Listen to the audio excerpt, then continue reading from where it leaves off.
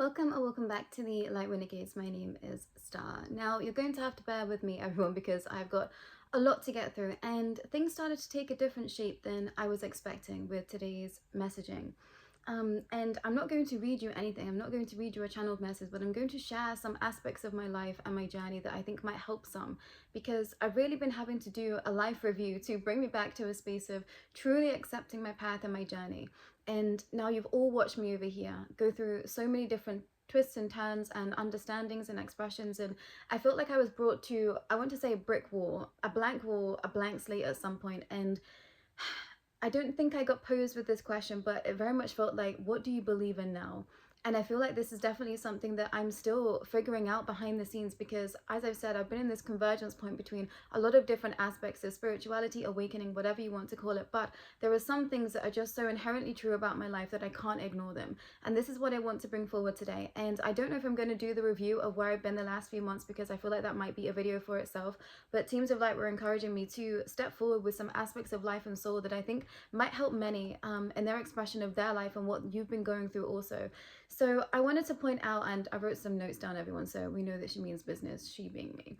I wanted to bring to everyone's attention that when I was about 8 years old, in the back garden, sorry, of my grandmother's house, myself and half of my dad's family, because my cousins were there, my uncles were there, I'm trying to think of who else was there, my grandmother and my grandfather were still alive at that time.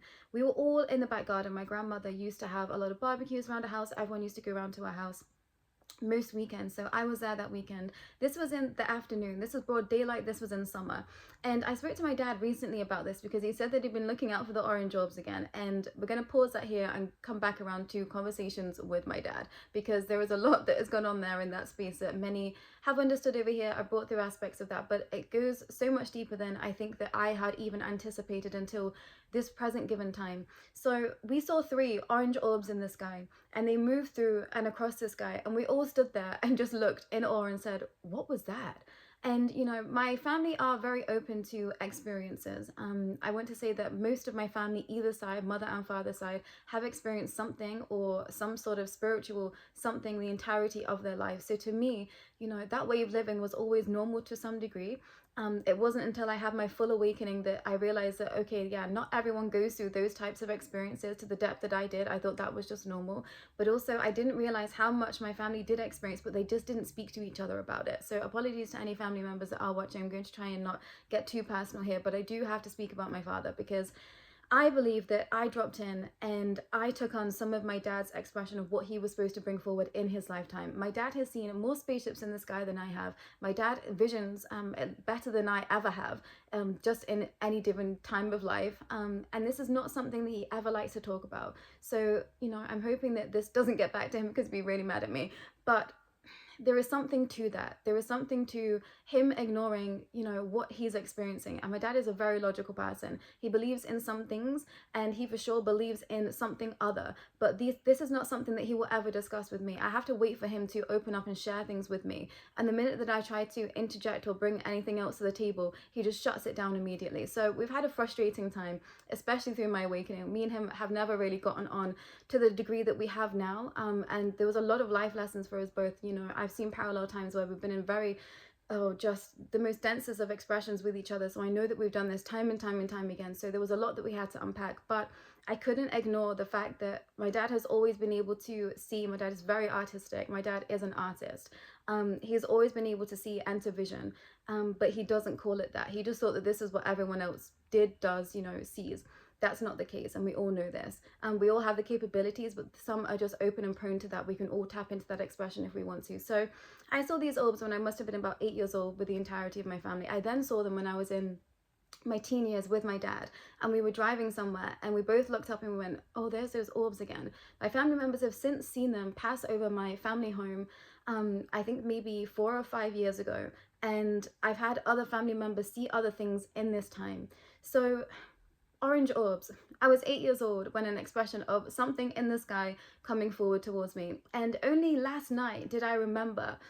In fact, no, it was this morning even. This is why everything's taken a bit of a turn. I wanted to give everyone an update of where I've been in the past few months, but this felt more important to add to the list. So I was being drawn to remember the comet that hit us, and I can't remember when it was, but I know that it was a green comet, which was maybe about 3 years ago, maybe 2 years ago. And I knew this comet was happening. I didn't think that I would be able to see it from where I was. So I just went to bed.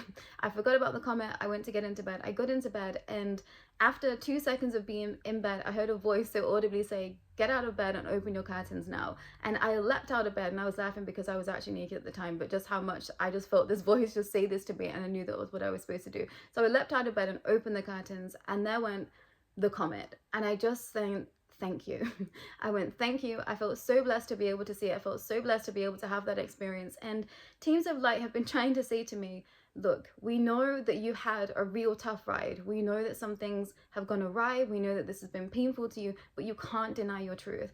And I feel like that is where I've been. At some point, I just didn't want my truth to be my truth because it was too painful, because it put me on a path that, you know, seemingly wasn't that great. I wasn't having that much fun. And I just thought, what have I done? Like, I can't go back as much as I wanted to. In fact, I was taken back to a space of where I wasn't connecting in with anything, and that felt absolutely horrendous. But I'm going to speak about that at another time. So we've got the orange orbs that I've seen when I was 8 years old. My family have seen. My dad's seen things, visioning, seen spaceships, always had the entirety of his life, but never really truly opened up to that pathway and that expression and that life.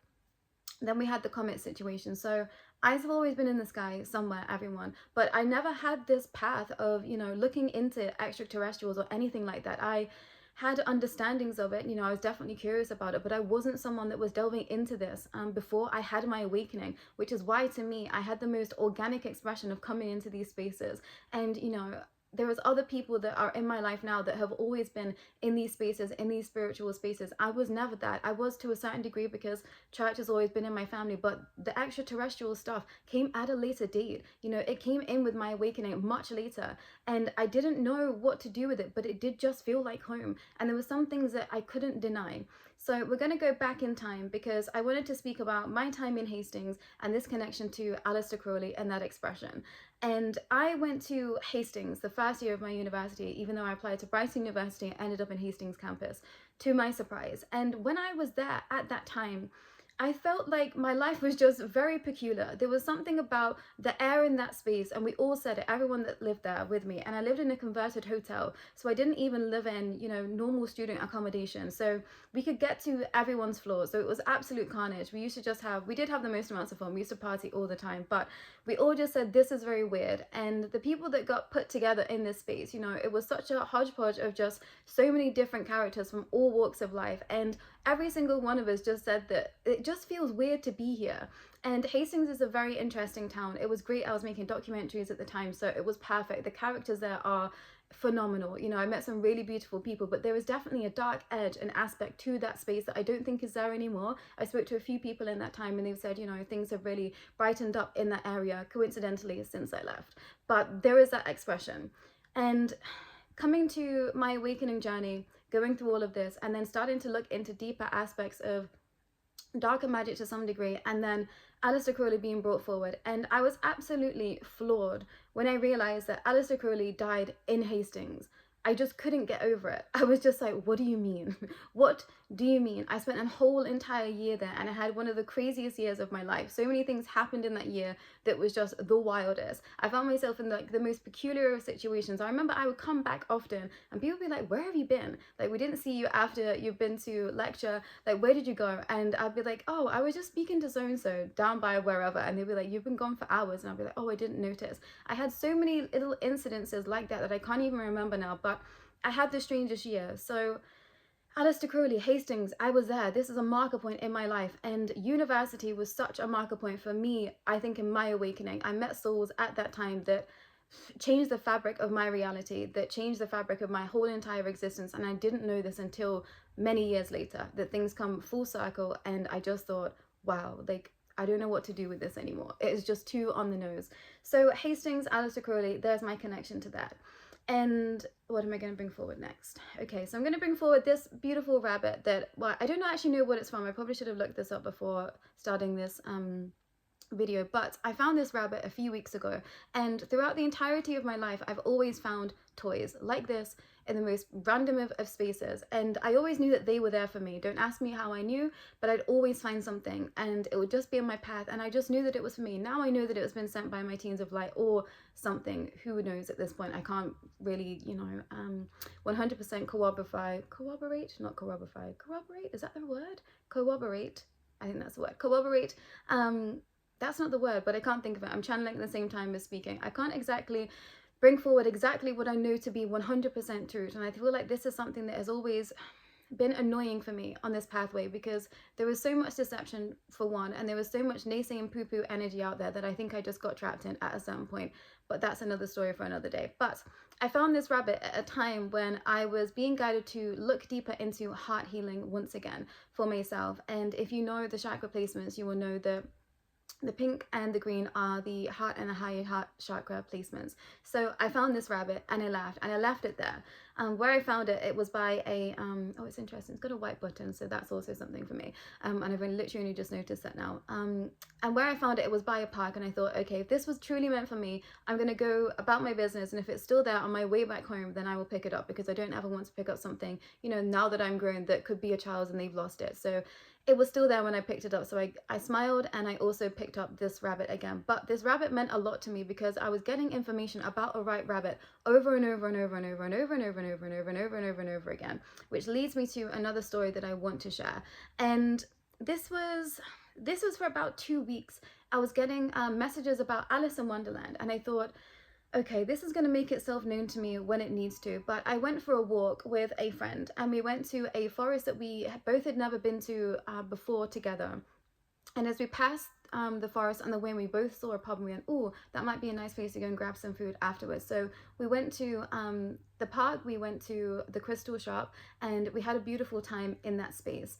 And then we came to leave, and we've both been getting messages somewhere about Alice in Wonderland. I mentioned it to them, and they said, oh yeah, I've been getting some pings about that too. So we then stopped off at this pub, and we walked in, and the entirety of the pub was was decorated in Alice in Wonderland. And we said to the woman, is it always like this? She said, oh yes, it was built for this, and especially you come back at Christmas, because we have a beautiful upside down Christmas tree that is fully decorated in Alice in Wonderland. So it was about 2 weeks that I was getting pings about Alice in Wonderland, and I was just absolutely floored, that we decided to go to this place together, this crystal shop together that both never had gone to, and we both saw this pub at the same time and went, oh, that might be a nice place to go to eat. And then it was Alice in Wonderland themed.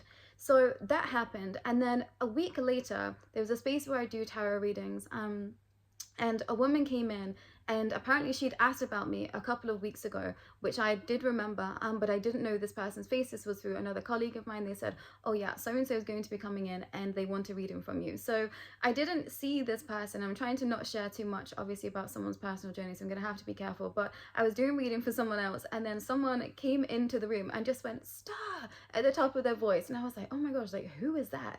And this was this woman that was coming for a reading, and she sat down, and it was the most beautiful expression, because to me she looked like Alice from Alice in Wonderland. And I just said, oh wow. And she said, what? And I said, oh, it doesn't matter, because obviously I wasn't going to share everything that I'd been experiencing at that time. And then I started to do this reading, and then the woman said to me, can I tell you my story? So she began to tell me a story of her life, and she told me that she brought an Alice in Wonderland tarot deck, oracle deck, and this was a massive expression in her experience. And then this led on to her explaining that she uses tarot deck for a very specific purpose. And I'm trying to not share too much, but the purpose of it was that eventually she ended up playing a character in the theater called Alice. And even still now, all the hairs on my body have stood on end, because I said to her, I've been waiting for you. I've been waiting 2 weeks for this to come to full fruition. And she was dressed like the Mad Hatter, the most beautiful, eccentric, older lady. She was just phenomenal, just so incredible. But the information that she gave me personally was something that I feel like I've been waiting for a very long time. And she had no idea what she had given to me personally, telling me her life story. And it unlocked a massive part of my journey for self, and a massive part of my understanding of why things had to go a certain way in my life path. but this was a 2-week message that was coming forward for something to be anchored in for myself and for that woman, for me to give her that mirror back too, in this expression of, no, I've been waiting for you, so this is important for you to hear, but also for me to gain that back. And this is very much where we are in our expression with one another. And it's interesting because I had a lot of pings coming into this video for you all today, and as soon as I got the camera out, they completely disappeared. So there might be something that I might try and bring forward more in the community tab in terms of pings that I'm getting. But if we would want to be open to having a Telegram thread, do let me know about that, because I feel like there was a lot that I get through in terms of videos, in terms of expressions, that I feel like I want to give to everyone that is here, because we're all on the same life path, we're all on the same understanding as each other, and I feel like that's important to note right now. So I had the white rabbit expression that eventually came through as the pink and green rabbit from the heart chakra and the higher heart chakra, and to remind me of all the toys that I've always found for the entirety of my life, and this was always being gifted to me by my teams of light. And now we have the final bit and anecdote that I want to share from today, because this came back to me a week ago and I completely forgotten, and I think that things like this are erased from the memory so that when they come back they are much more potent than when they were at the first incidents, and also to really help me understand and see that my whole entire life has been gearing up to this moment. And when I was below 6 years old, because we were still living in the flat at the time, I was allowed to watch anything. You know, my parents didn't really restrict me of a lot of things, and I would stay up really late with them. So I remember falling asleep on my mum's lap when I was really, really young, and a horror movie being on, which was called Event Horizon, and it absolutely frightened me to death.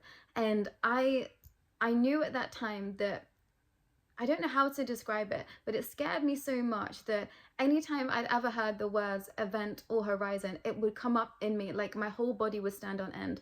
And I don't even remember exactly what this film is about. I have to go back and look, but I saw some clips from this film. It terrified me. I never wanted to see it ever again, even though I got into loving horror films later down the line. I did a film degree as well, so there was a lot of analyzing of so many different films, but I loved horror movies, but I still never watched this movie.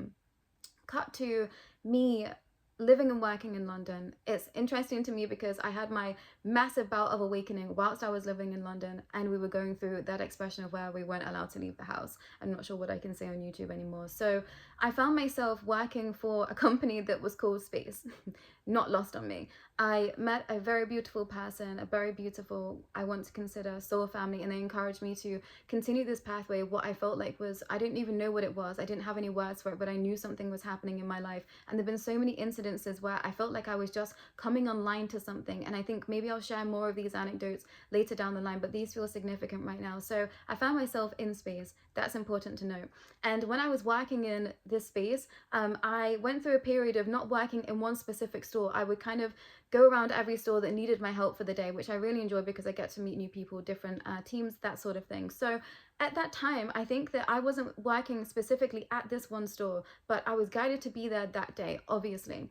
And someone came to the counter to be served, and now we had a lot of celebrities that did come to certain stores, so I met quite a lot of people that would be in celebrity culture. Now we understand why at certain points in that space, and especially in London as well. I saw some very significant people in real life in London that I locked eyes with, and now that I look back at it, I think there was no other way for that to be, you know, so much more than I could have anticipated at that time. So anyway, I went to this specific store this day, and someone appeared at the counter. They approached me at the counter, and I remember the energy of everyone else around me at the time shifting and being strange and changing. And I served this person in front of me, a very beautiful, very glamorous woman. I could tell that I would say she came from money, you know, and I knew that, and I could sense that, and she was very kind, very gracious. And after she'd gone, everyone sort of said, "You do know who that is, don't you?" And I was like, "What do you mean?" And they're like, "She's really famous." And I was like, "Oh, okay." Like I recognized, and I was like, "Well, she looked like she came from money, but I didn't know that she was actually famous." So I come to Google who this person is, and the first thing that pops up is an expression of her being in a film about extraterrestrials descending down upon a house. So I found that funny then. I just giggled about it, and I thought, okay, a synchronicity there. I've forgotten about this whole expression, completely forgotten about, you know, working in space. It's been a few years since I've been not working for that company. So this was maybe, I want to say last year, when I decided to, and somehow, some way it plucked up, and I decided to get the courage to watch Event Horizon. And I didn't make it through watching the movie because I put the movie on and I was like, okay, you can do this. Like, you've been in galactic spaces now, you understand it, this is just another horror movie, you can get over this fear. I put this movie on, and within the first 5 minutes, I just burst into tears because the person that I served that day is in Event Horizon. I was absolutely floored, beyond floored. I was like, wow, that's so interesting. So incredibly interesting. And I think that I didn't even end up watching the movie because I was just so taken aback that I had met the freaking woman who was a main character in Event Horizon. And I wasn't even supposed to be, I didn't work in that store. I was told to go there that day because they needed someone. And it baffles me. It baffles me how teams of light make sure that we are in specific spaces at specific times to meet specific people, which is why I think at times I've just been floored at some people not listening to their own guidance, their own messaging, their own understanding, because I feel like I can see it and it's obvious to me. And, you know, the same as that is true for me, because at a certain point in my journey, I just didn't want to believe it anymore because it had been too painful. But I now understand that any bit of life that I've ever lived, from 8 years old, I was seeing orbs in the sky with my family to where I am now. You can't write it. I couldn't write this journey if I had tried. There is no way for me to just be plucking this stuff out of thin air. You know, when people are like, oh, delusional, woo-woo, whatever, cool. But also, like, it's just straight facts at this point. Like, there is nothing that I can't ignore right now for this to be the truth.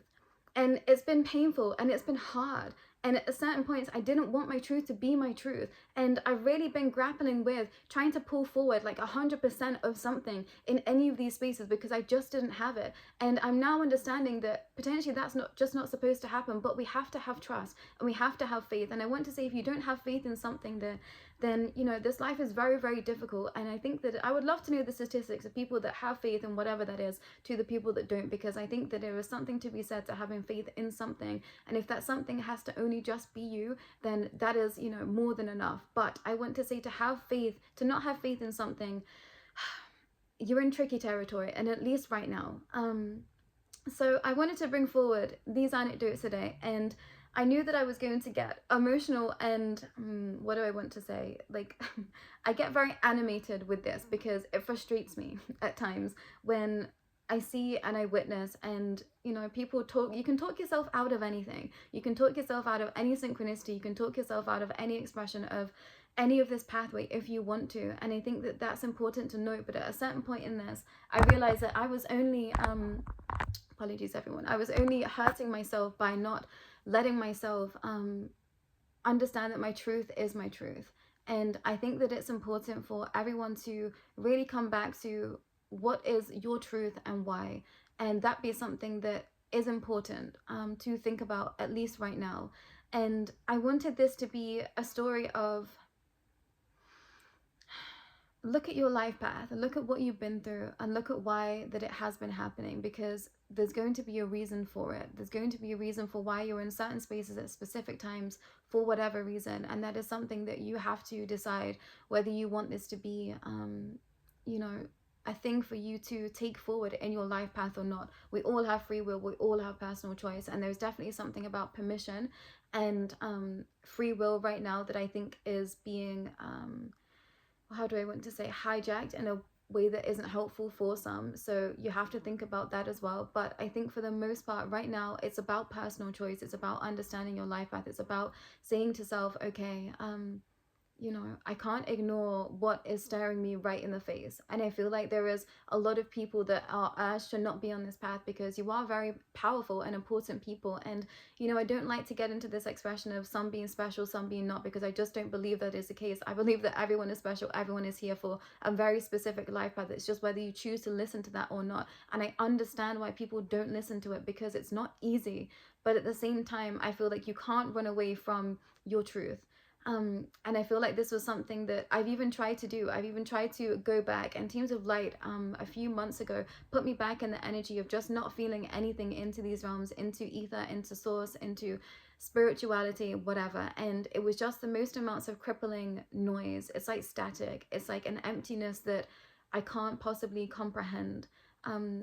And I think, how is anyone existing in that? But it's through avoidance. It's through avoidance of not wanting to feel, so people are numbing out. It's through the avoidance of understanding that, and just consuming, you know, what this pathway and this simulation has for you. When you're doing that and you're complying by their rules, you are just numbing, you are just avoiding, and this is what they want you to be. You are either in stress, or you're even in high expressions of vulnerability in a space that isn't helpful. You know, I see the cracks in our armor. I see the cracks in this paradigm that they've set up for us. They create spaces of us to feel in lack, so then they fill this void for us with whatever it is. And I'm starting to see that ever more clearly. It feels like I've kind of come full circle again in my experience and my awakening, because I knew that I had to. I come so far on a journey that Teams of Light was like, you've forgotten how far you've come. So I had to go back. I went back to zero again, but I had to also been combing through, you know, all of my history and my expression, because Teams of Light have said to me, things didn't go the way that we had anticipated, the way that even you had expected, but we're always bringing things back into alignment for you to be able to have the life that is enjoyable to you. And that's what is important to me right now. I want to have a life full of fun. I want to have a life full of travel, full of exploration, full of expressions of this, of source, of other, of ether, that I just haven't experienced up until this moment in time. And I was grappling with a lot of timelines that were very, very dense, and now I've come through those times. So this is an encouragement to everyone. You know, it's not always supposed to feel tricky. It's not always supposed to feel so dense and so challenging, but you have to go through that time, and that is the worst time. You know, breaking out of the system, breaking out of the paradigm, breaking out of the matrix, breaking out of the simulation is perhaps one of the worst and most treacherous experiences that any soul will go through. But once you've come through that journey so far, we're then on to the next. And this is why I want to open up that conversation again for this portal of energy that opened up in 2023 that I spoke about. And I said, if you're ready for it, call it in. And I think that many are now sat in this frequency, but it is so different to what is over here. It is so different to that simulation. There is no correlation between the two spaces. So please be aware of that, everyone. If you said yes to this, know that you are still in this pathway, you're still in this journey, but we've been having to wait for everything else to kind of align, to bring us into a very different spacing that is here, that is now. And I think that there is a lot that can be spoken about that space. There is paradoxical expressions and timelines that I think correlate to this space too, and the space in between. But I'm going to park that for another discussion, everyone, because this all ties in together. So please bear with me. I hope that just wasn't a lot of information, but I wanted to just bring some incidences forward to give everyone the encouragement to look back at your life path, not just yourself, the family that you've been born into, because there's reasons for that. And I want to say, and I want to put this out there to those that might feel comfortable in doing this, I would love to hear your story, whether you want to send this in via email, whether you want to hop on a call with me and share it with me, because I feel like I'm mapping out some expressions to help me figure out exactly what's been going on in the world, because, you know, I'm seeing things from my very limited perspective of my life, and obviously other souls that I've connected with, but I know that there are so many other souls out there that have experienced some crazy things, some things that they can't understand by themselves, or, you know, a space of you just were afraid to perhaps share with other people. And I'm grateful that I get to be that sounding board for others right now. So if you do feel comfortable and you feel called to share your story with me, please do let me know. How to contact me personally is in the description below at theawakeningstar@gmail.com. But I would love to hear your life story. I would love to know what has been going on for you. I would love to know where you are right now, and, you know, how you've come to be on the awakened path, whatever you want that to look like for you. But I think that I will do more recaps of things that have happened in this journey, because even I've forgotten, everyone, so many things that have happened in this time. And when we get lost in the heart, and when we get lost in pain, everything becomes it's like it doesn't matter anymore. And Teams of Light were really helping me to see how much everything does matter. Even though I was sat in the most amounts of pain, even though I was sat in the most amounts of heartbreak, it was like, you can't ignore your life path and your journey just because you're hurting about very specific things right now. There was like, look at everything else. I'm seeing the expression of, you know, the cup that fell over, and then all the other cups that were standing. They were like, you have to look at everything else that is still standing, that is still a solid expression of the reason for you being here. I felt lost in the source. I felt lost in the pain. I felt lost in the travesty of like, oh, some things went completely awry and there was nothing I could do about it. That felt really painful to me. And Teams of Light were like, no, you still have so much that is here, that is stable. It's about looking at that. And I don't know who needs to hear that today, but that is there for you. but don't hesitate to contact me if you would like to share your story with me. However you feel comfortable is obviously okay by me. But I think that's all, everyone. I will be back at some point, I think next week, with some more. I don't know who wants to step forward in terms of channeling. I don't even know if that's what's going to happen from here on in. But I'm slowly making my way back to a space that I feel like I am been preparing to get to, because I'm going to be speaking about the Darkness series again in a very different way. So be prepared for that, everyone, but I'll be back again when it feels aligned. Take care.